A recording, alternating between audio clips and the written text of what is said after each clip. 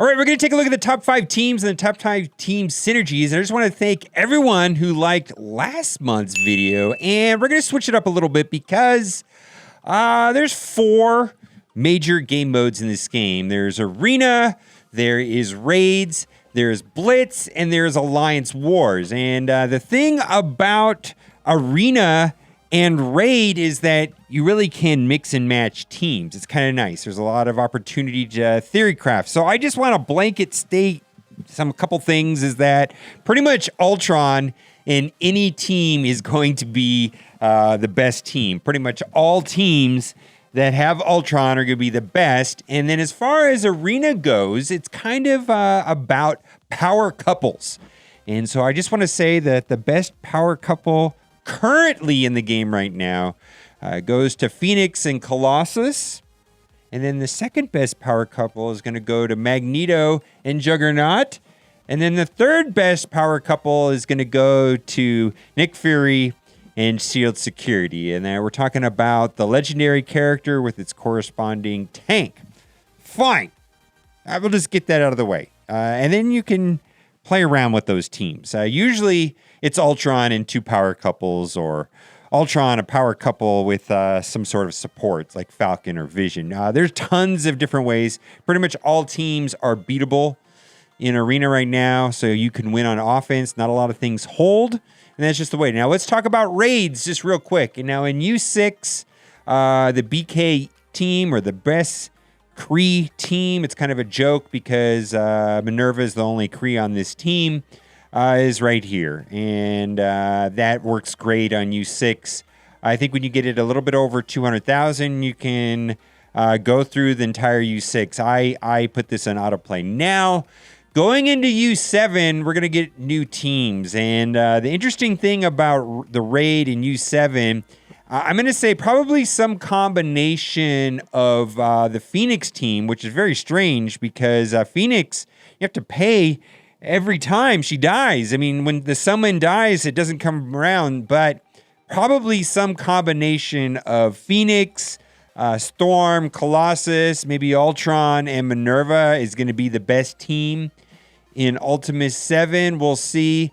I'm still not a huge fan of Wakandans. I'm a much bigger fan of the best Kree team than Wakandans, just based on the number of resources required. And the core part of that team right there works well as a Guardians team. And then when all the pieces come together with Minerva, it becomes the team that allows you to unlock Ultron. And then before we get into the top 5, I got to do honorable mentions. Defenders. You could still go Defenders early and get through some of the campaigns. Get your Guardians up and running. Once your Guardians are up and running, you can stop working on Defenders, and then you can go and get your Nick Fury and Shield and so on. But as far as a baseline team and team synergies, that's still going to be Defenders, and it is definitely agreeable to free-to-play. Now, things might change coming forward when Sinister Six and Invisible Woman and the Fantastic Four becomes more accessible. Maybe things will change, but right now it's still Defenders. And I just want to give a shout out also to Hero Brawlers, basically with Ms. Marvel and any 4 other Hero Brawlers is going to make an amazing team. And of course, Captain Marvel and America Chavez are going to make the team quite good. And then the other 2 are just kind of leftovers that don't fall into teams. Okay, so let's get into the top 5 teams and synergies. Number 1 team right here is going to be the best Kree team. Some people call it BKT. But basically, this team right here works well in raids and also very well on defense inside of Alliance Wars. Minerva gives us sustain, revive, healing for the entire team. Rocket does huge amounts of damage, and Star-Lord plays a miniature leader, giving a boost to damage to Rocket, and Rocket just does so much fun stuff. I mean, he just kills things. Groot gives defense up and death proof, and also clears away negative status effects. Thanos gives away energy on a kill, and Thanos is amazing on this team. It just allows Rocket and Minerva to go constantly because they're cosmic. This does not work well on U7 or in Fear the Darkness to get Ultron, because Thanos only really works if you're killing off minions and killing things, and that doesn't work in those nodes. And so Thanos has to be replaced with something else. A lot of people use Nick Fury, and maybe even taking out Rocket and putting in shield security. But this is just pretty much a standard team that's put on defense. Everybody use it, and it works well in U6. This is my go-to raid team in U6. I put it on autoplay and go through the entire raid. Next, we have to talk about the Brotherhood and Magneto. Now, Magneto has largely been trivialized by the kits of Phoenix and Rhino. However, the two of them together with Jugs and the way the whole Brotherhood team, this is pretty much an autoplay team on Blitz. You can go into Blitz and put this on autoplay and just walk away from it and let it glow. And it's one of my favorite teams to use because I'm a milestone player, so I don't grind away on Blitz. And so I love to just put this team on autoplay, and it goes through very quickly.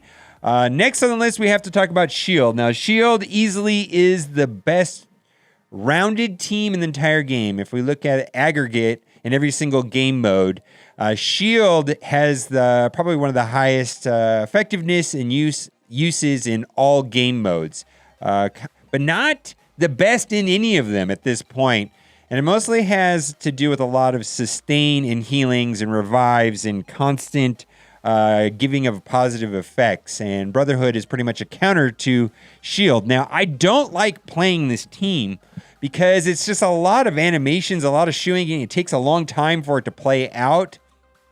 And there's just a lot of animations going off and it just takes forever. I'm not a fan of how this team plays. I don't enjoy playing this team, even though it is very strong. And there's some key things in it that make it very good. Of course, I like playing this team without S.H.I.E.L.D. Trooper. And there is some strategy to placement, putting Tank on one end and Nick Fury on the other end. Nick Fury gives away energy when he uses a basic attack and hits a crit. Some people put him next to Medic. Other people put it next to Shield Assault, which is only AoE and main source of damage on this particular team. Next, we have to talk about Phoenix. And Phoenix and the X-Men is quite amazing. She is just an outright broken character. There's 4 just amazing characters in this game. Ultron, Captain Marvel, Phoenix, and then to a lesser extent, Minerva, all for different reasons. But in the arena and in every game mode, this is just an absolutely amazing character. Now, the downside to Phoenix is that when she dies, she summons Dark Phoenix, and so that is not something that can be reused. So most of the time, people are not using this team on defense inside of Alliance Wars, and it's also not an efficient way to build a raid team, but it's likely that the best raid team does use Phoenix in some way, which is kind of sad because then you have to spend the cores, or if you have the refreshes, you can do that. Now, this last team, I want to give credit to Casino's Guild because this team right here really blindsided us inside of Alliance Wars. But pretty much in Blitz and or the arena or the raids, it's pretty much any team with Ultron. Although Ultron is kind of you have to micromanage Ultron inside of the raids to make sure that he has energy. You're not going without the ability to summon minions into the next node. You can't really put it on autoplay. That's why I like using the Thanos Minerva Guardian team rather than Ultron in U6, because I can just put it on autoplay and ignore it. But this team right here on defense in Alliance Wars, we went up against Casino's Guild, and we had won them before. This time they destroyed us, and I want to say that it mostly was because of this team. It is super annoying, and I switched over to this team after seeing how effective it was, and I've been putting it on defense in my Alliance Wars, and in the most recent Alliance Wars, I believe I had 7 defensive wins, in part to this team right here. Pre-taunting Tank with Drax. Minerva is healing up the entire team and is healing up Drax. And then, usually, if the Drax survives, Hand Sentry goes under stealth.